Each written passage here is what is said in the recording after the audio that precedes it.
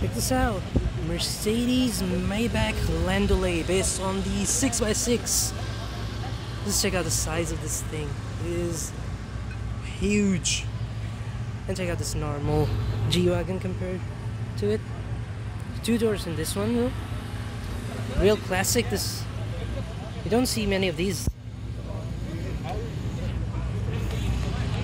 Let's check this out again. The G-Wagen against the Maybach Landaulet.